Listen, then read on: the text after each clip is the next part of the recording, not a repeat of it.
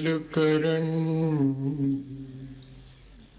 वीतराग विख्यात नमो ताहि जाति भये अरहंतादिमः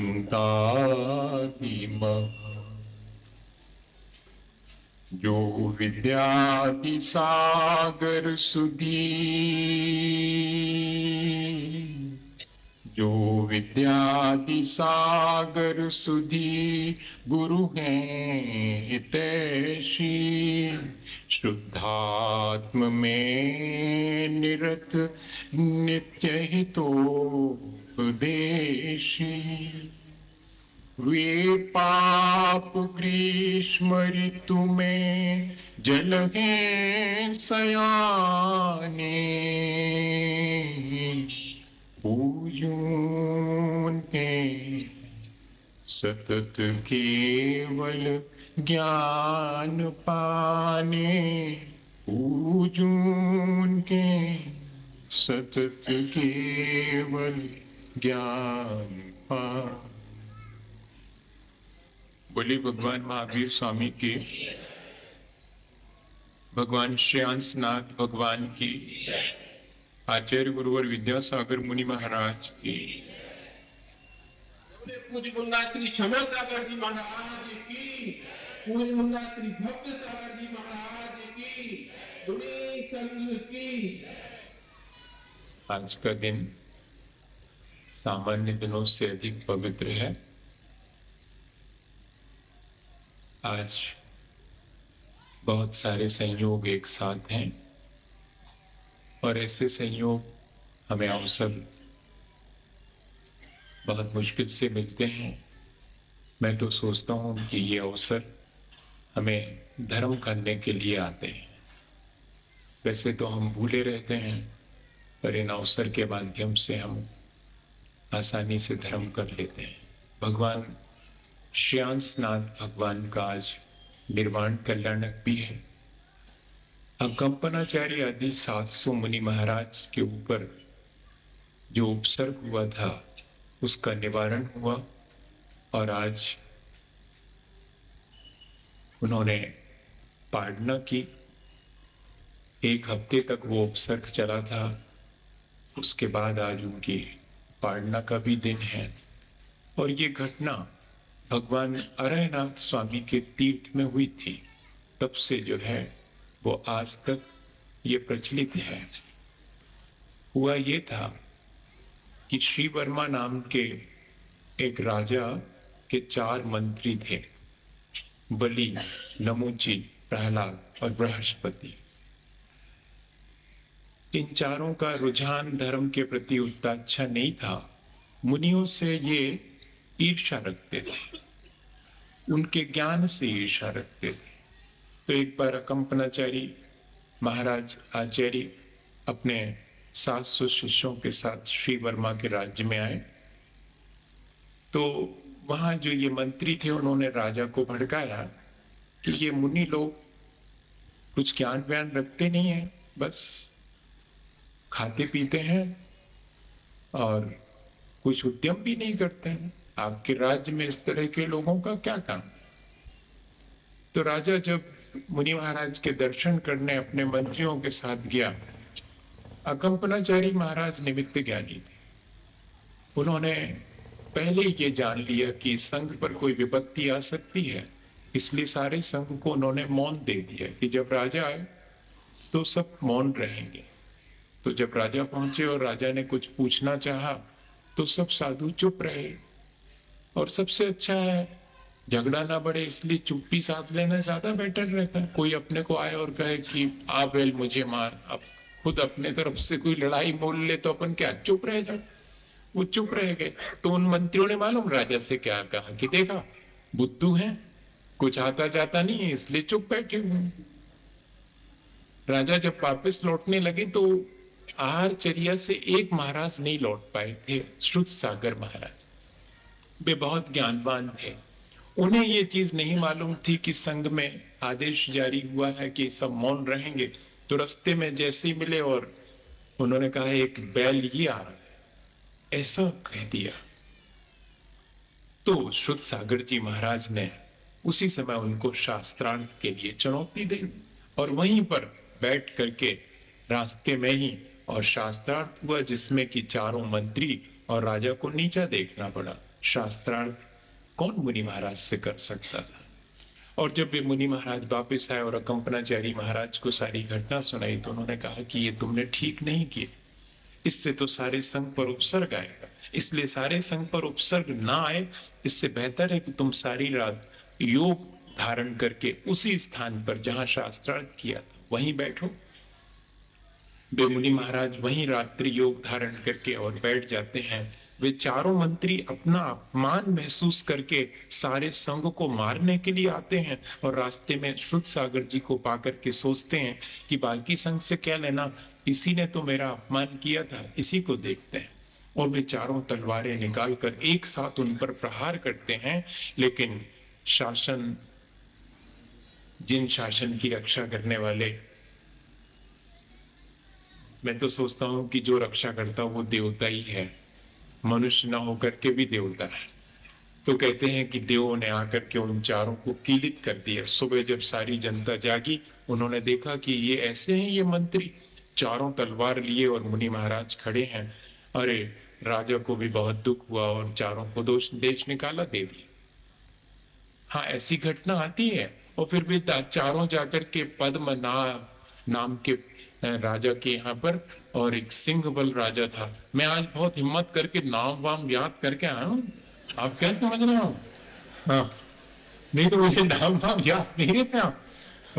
महाराज का नाम देख के बोल देते तो वो सिंह बल राजा से जो है हार जाते थे वो पद्म राजा। पद्म राजा ये दो भाई थे। विष्णु कुमार जो मुनि महाराज हैं वो पद्म राजा के भाई हैं।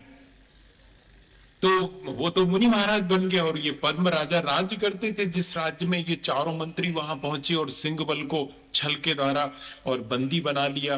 तो पद्म राजा इनसे प्रसन्न हो गए और इनको कहा कि एक वरदान मांग लो। तो इनने कहा सुरक्षित रखो, जब कोई मांग लेंगे। अब जो है जैसे ही वहां पर कंपनाचारी आदि मुनि महाराज उन पद्म राजा के राज्य में पहुंचते हैं तो ये लोग एक्टिव हो जाते हैं। बुराइयां अच्छाइयों को देख करके बहुत जल्दी एक्टिव हो जाती। हाँ, ऐसा ही है। तो उन मुनि महाराज को देख करके कि इन्हीं ने मेरा अपमान किया था, अब देखता हूं। तो पद्म राजा से 7 दिन के लिए राज्य मांग लिया। ये लगभग कथा सबको मालूम है, पर मैं रिवाइज कर रहा हूं, आज के दिन तो रिवाइज करना चाहिए। तो पद्म राजा से 7 दिन का राज मांग लिया। पद्म राजा तो एक तरफ बैठ गए, अब ये सब राजा बन के बैठ गए और फिर इन्हें उपद्रव शुरू किया। 700 मुनि महाराज को एक बाड़े में घेर करके और चारों तरफ से अग्नि में विभिन्न प्रकार के खराब पदार्थ यज्ञ के नाम पर होम करना शुरू कर दिया। उसकी जो दुर्गंध थी वो पूरे में घिर गए धुएं से और दुर्गंध से। इस तरह का भीषण उपसर्ग उन पर शुरू कर दिया। लेकिन एक सारभूत नाम के मुनि महाराज थे, या सार सेन क्या नाम था, सार चंद्र, वो मुनि महाराज तपस्या में लीन थे, अवधि ज्ञानी थे। उन्होंने श्रवण नक्षत्र को कांपते देख करके तुरंत अवधि ज्ञान से जान लिया कि विपत्ति है मुनियों पर। और उनके मुंह से रात्रि 12 बजे हा शब्द निकल गया। मुनि महाराज रात को बोले ऐसा तो संभव ही नहीं है, और इनके मुंह से हा शब्द निकल गया। तो जिन चंद्र नाम के वहीं छुल्लक जी बैठे थे, उन्होंने कहा भगवान इस असमय में आप बोल पड़े, बात क्या है? तो सुबह बताऊं ऐसा कह के, और दोनों मौन रहे। सुबह उनको मालूम पड़ा, या कोई कोई कहते हैं कि उन्होंने स्वयं भी उनके हा शब्द से निमित्त ज्ञान से जान करके विचार कर लिया कि कोई उपसर्ग है, कैसे निवारण होगा। तब सारचंद्र महाराज उनको बोलते हैं जिनचंद्र छुल्लक जी को कि विष्णु कुमार ही इसका निवारण कर सकते हैं, उन्हें विक्रिया रिद्धि हो गई है, वो उन्हें खुद नहीं मालूम। तब जिनचंद्र जो है छुल्लक जी उनके पास आकाशगामिनी विद्या थी। उस समय बहुत विशुद्धि रहती थी, तो विद्याएं बहुत सुलभ थी। वो जाते हैं विद्या के माध्यम से धरणीधर पर्वत पर, और वहां विष्णु कुमार मुनि महाराज लीन रहते हैं ध्यान में। उनको सचेत करते हैं कि उपसर्ग का निवारण आपको करना है, आपके पास विक्रिया रिद्धि है। वो कहते कहां? जिसको रिद्धि हो जाती उसको पता नहीं रहता, और जिसको नहीं होती वो दुनिया भर को बताता फिरता है कि नहीं?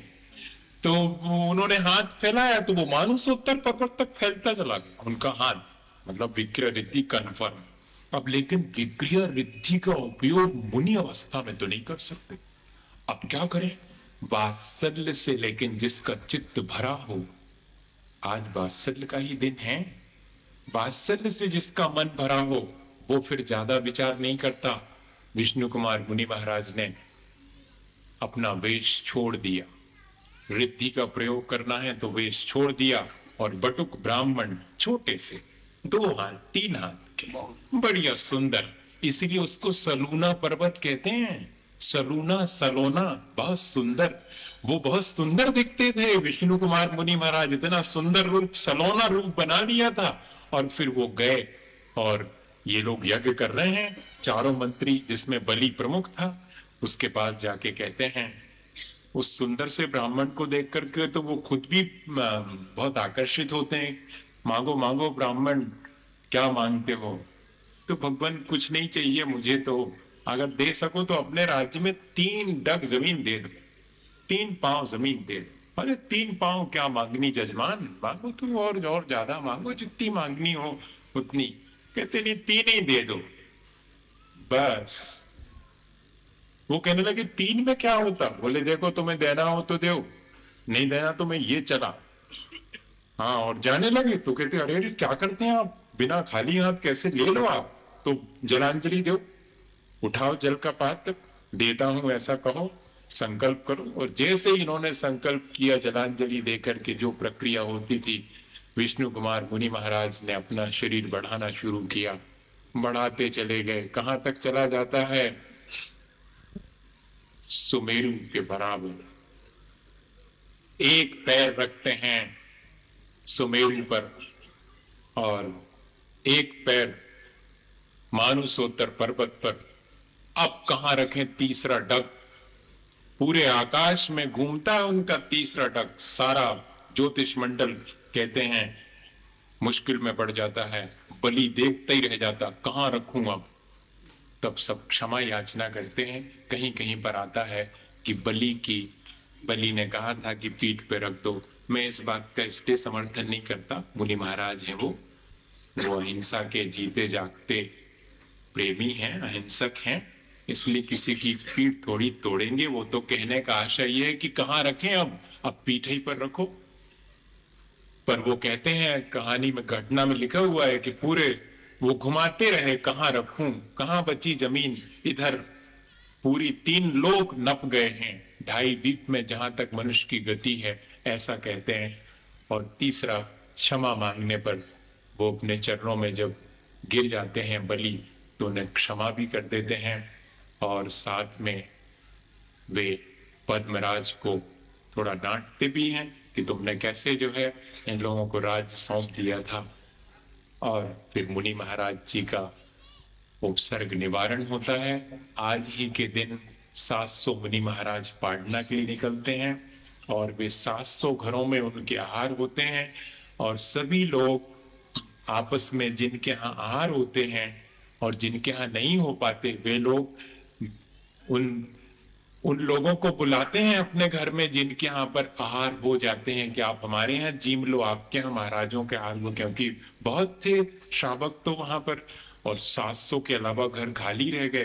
तो फिर घर के आगे और मुनि महाराज का चित्रांकन करते हैं, जिसको आज भी वैदिक परंपरा में सौन कहलाते हैं। वो श्रवण का अपभ्रंश है, सौन बनाए जाते हैं। और फिर उसके बाद, बनने के बाद, वो कहते हैं उसमें कि उन्हें जिमा करके फिर उसके बाद सारे लोग जीमते हैं। ये पर्व सिर्फ जैनों में ही प्रचलित नहीं है, सभी में प्रचलित है। वो अलग अलग रूपों में प्रचलित है, ये बात जुदी है। पर ये जो सौन बनाने की परंपरा है वो यहीं से शुरू हुई, सलोना पर्व। और फिर आपस में एक दूसरे को रक्षा सूत्र बांधते हैं कि ऐसे ही जो है, क्योंकि कुछ लोगों ने तो इस तरह का नियम ले लिया था जब उपसर्ग हुआ था कि जब तक उपसर्ग का निवारण नहीं होगा तो निराहार रहेंगे, और मुनि महाराज के आहार होने के बाद ही उनने आहार किया था, इसलिए उन व्रती लोगों के लिए भी ये रक्षा सूत्र अन्य लोगों ने बांधा था कि आपने इस तरह से ये आज आपका उपसर्ग निवारण होने से, संकट टलने से नियम भी पूरा हुआ। इस तरह की ये घटना जुड़ी है। अगर इसको अपन थोड़ा सा अध्यात्म की दृष्टि से सोचें, घटनाएं तो घटित हो चुकी हैं, पर आज इन सबके क्या औचित्य है, आज क्या मायने हैं, तो अगर देखा जाए तो वे चार मंत्री हमारी चार कषायों के ही प्रतीक हैं और कुछ नहीं है। जब हमें हमारी कषायें घेर लेती हैं तो संकट आ जाता है। हमारी तपस्या पर संकट, हमारे जीवन को उन्नत बनाने पर अगर संकट पैदा करने वाली हैं तो वे चार कषायें ही हैं। और हमारे भीतर जो दया, प्रेम, करुणा, वात्सल्य और अनुकंपा, ये सारे जो गुण हैं, जो श्रावक के 7 गुण होते हैं, वे ही तो अकंपनाचारी आदि 700 मुनि महाराजों के प्रतीक हैं। अकंपनाचारी स्वयं आस्था के प्रतीक है। हमारी आस्था पर तब तक मुश्किल आती है जब कि हमारी कषायें भड़कती हैं, तभी हमारी आस्था पर मुश्किल आती है। कंपनाचारी पर मुश्किल आई थी, वो मानिए हमारी आस्था भी अगर हम कषायवान होंगे तो उस पर मुश्किल आएगी। और अगर देखा जाए तो सार चंद्र जो मुनि महाराज हैं वे वात्सल्य के प्रतीक हैं। विष्णु कुमार मुनि महाराज तो आत्मबल के प्रतीक हैं। आत्मबल के द्वारा छल की पीठ तोड़ी जा सकती। तीसरा पैर कहां रखें, पीठ पर रख दो। किसकी? माया की, छल की, कपट की पीठ पर रख दो। किसी की पीठ पर रखने का प्रतीक है वो। सिर्फ आप अगर चाहें तो अपनी कषायों की पीठ तोड़ सकते हैं, अपने आत्मबल के द्वारा तोड़ सकते हैं। और आज वही बात अपने जीवन में अपने को शिक्षा लेने की है कि आज के दिन हमारे भीतर वात्सल्य, हमारे भीतर आस्था, हमारे भीतर आत्मबल, ये सब हम जागृत करें, कषायों को नष्ट करें और अपने वात्सल्य के द्वारा सब जीवों की रक्षा करने का भाव रखें। और अपन ने आज ही के दिन और रक्षा कलश भी स्थापित किया है। मैं तो कभी इन चीजों में बहुत इंटरेस्ट नहीं लेता, पर ये जीव रक्षा का काम है। प्रवचन तो कल भी सुने जा सकते थे, इसलिए मैंने ज्यादा ध्यान नहीं दिया। नहीं तो आप ये सोचें कि महाराज भी उसी में अब शुरू हो गए, 8:15 से बैठे 9 बजा दिए और हम आए थे सुनने के लिए और व्यर्थ हमारा समय जाया किया। नहीं, समय जाया नहीं किया है, मैं भी बैठा था आपके साथ में, वक्त जाया नहीं किया हमने। उस समय प्राणी मात्र के कल्याण की भावना भाई है, तो ये भी अपन ने एक अच्छा काम किया है। और आज तो इतना ही नहीं, एक पर्व भाई और बहन का भी आज शामिल किया गया। इसका इतिहास क्या है ये तो ज्यादा नहीं मालूम, पर 15वीं शताब्दी में इसके बारे में प्रचलन शुरू हुआ ऐसा बताते हैं। और मैं तो सोचता हूं कि रिश्तों की पवित्रता का पर्व है आज। पशुओं में ऐसे रिश्ते नहीं होते, मनुष्य ने ऐसे रिश्ते बनाए हैं और अपने को मर्यादित कर लिया है।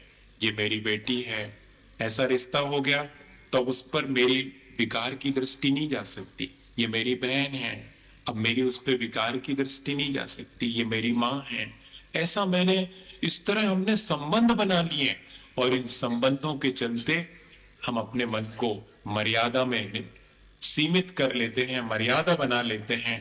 तो मैं तो सोचता हूं आज संबंधों की पवित्रता का दिन है।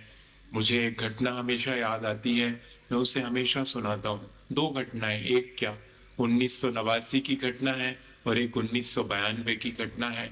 1989 में चतुर्मास कर रहा था मैं गढ़ाकोटा में, तब ये खबर निकली थी पेपर में, किसी ने मुझे उसी दिन आके बताई थी कि एक भाई के को फांसी की सजा दी गई और वो रक्षाबंधन के 2 दिन पहले उसे फांसी होना थी।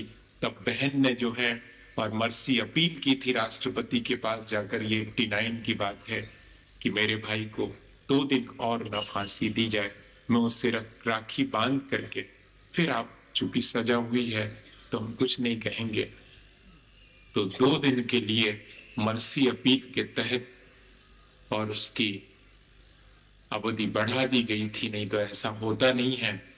तो बहन ने रक्षा सूत्र बांधा था और रक्षा सूत्र बांध करके फिर भाई फांसी पर की शिक्षा के लिए, फांसी की सजा के लिए चला गया था। किसी की 2 दिन भी हमने रक्षा की है, ये कोई छोटी मोटी चीज नहीं है। इसलिए रक्षाबंधन अपने आप में बहुत महत्वपूर्ण है। हम ऐसे भी किसी को राखी बांध देते हैं, ये पतला सा धागा दिखाई देने वाला, ये बहुत अंतरंग की पवित्र भावनाओं का प्रतीक मानिएगा इसको। और दूसरी घटना, जब 92 में हमारा चतुर्मास विदिशा में था, हम ऐसे बैठे थे, ऐसा हाथ रखे अपना पढ़ रहे थे। अब हमें ध्यान नहीं है, सब लोग आकर के कोई पिछी में राखी बांध रहा है, कोई बाजोटा में बांध रहा, कोई कहीं बांध रहा, रख रहे हैं। मैं आराम से बैठा था, एक छोटी सी 5 बरस की बिटिया अपने माता पिता के साथ आई। उनके माता पिता ने भी राखी बांधी, उसने नहीं देख पाई कि कैसे बांधी, और उससे कहा तुम भी बांधो महाराज को। तो मैं अपने ध्यान में था, मुझे ध्यान ही नहीं है उसका, और उसने कब जो है मेरे हाथ पर यहाँ राखी रखी, तब मालूम पड़ा। जब उसने हाथ ऐसा करने के लिए, बांधने के लिए ऐसा किया, तब मालूम पड़ा। अरे मैंने कहा इसने तो जो है ये क्या किया। 5 बरस की बिटिया अभी मिल गई थी हमको गुना में। हाँ, बहुत खुश होती है वो इस चीज को याद करके। अब उसके तो जीवन भर के लिए कि मैंने किसे राखी बांधी थी, संयम के लिए राखी बांधी। अब अपने जीवन में मुझे भी संयम धारण करना है। कौन रक्षा कर सकता है यहाँ पर किसी की? कोई मेरे ख्याल से नहीं कर सकता। धर्म रक्षा करता है, संयम रक्षा कर सकता है। इसलिए हम मंदिर की राखी बांधते और देखो तो कोई बांधने वाला नहीं होता, तो अपने हाथ से बांध लेते हैं। भगवान की राखी बांध ली कि भगवान अब हम क्या रक्षा करेंगे आपकी? आपकी राखी बांधकर आपकी रक्षा थोड़ी, आप ही हमारी करते रहना। तो हमने बांध ली अपने हाथ से। ये जो है वो प्रतीक है। सारी चीजें किस तरह से लोगों ने और विचार करके और हमारे लिए दी हैं, ताकि हम अपने जीवन में इन अवसर के माध्यम से थोड़ा बहुत और अपने जीवन को पवित्र कर सकें और अपने जीवन में प्राणी मात्र के प्रति प्रेम भाव रख सकें। इसी उद्देश्य से अपन ने ये सब कुछ आज इस अवसर का लाभ उठाया है।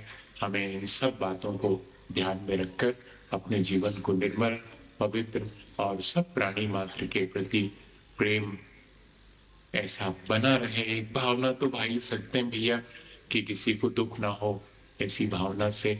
और उन मुनि महाराज जी, विष्णु कुमार जी मुनि महाराज ने, जरा सोचने की बात है, अपना सब कुछ दांव पे लगा दिया। इतने वर्षों की तपस्या छोड़ दी रक्षा के लिए। बात को उन्होंने प्रायश्चित लिया था कि मैंने रिद्धि का प्रयोग किया और पुनः मुनि बन करके अपना आत्म कल्याण भी किया। ऐसा नहीं समझना कि वो उसको छोड़ करके आ गए थे फिर क्या हुआ। वो फिर पुनः अपने व्रतों में स्थित हुए प्रायश्चित लेकर के और तपस्या की। वैसे भी बहुत विशुद्धि होती, रिद्धियां तो बहुत विशुद्ध को ही प्राप्त होती हैं। मुनि बनने के बाद भी सबको रिद्धि प्राप्त नहीं होती। सिद्धि तो कोई सिद्ध कर ले, लेकिन रिद्धि तो तपस्या के फलस्वरूप सदा प्राप्त होने वाली चीज है। ऐसे वे मुनि महाराज अगर देखें एक और उसके साथ में कि बिल्कुल निष्कंप होकर के अपने ध्यान में लीन थे, उपसर्ग होने के बाद भी वे शुद्धोपयोग के प्रतीक हैं। विष्णु कुमार मुनि महाराज शोहोपयोग के प्रतीक हैं, जो प्राणी मात्र के कल्याण और विशेष रूप से व्रतियों के कल्याण के लिए शुभ क्रियाएं करते हैं।